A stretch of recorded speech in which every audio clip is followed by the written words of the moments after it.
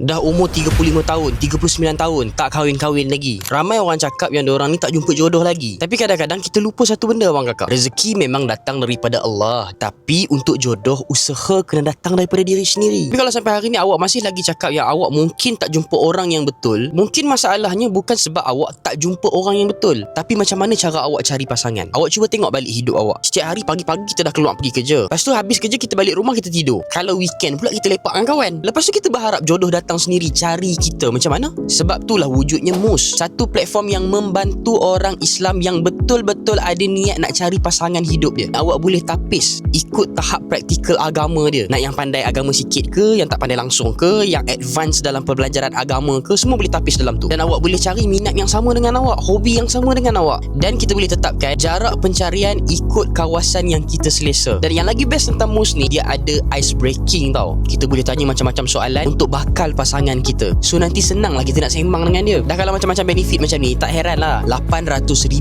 pasangan yang dah jumpa jodoh Alhamdulillah daripada MUS. Bukan baru start tau, daripada 2015 lagi. Kalau awak niat serius betul nak cari pasangan hidup, awak nak tapis ikut macam mana awak nak, boleh download MUS sekarang. Mulakan usaha awak bermula hari ni.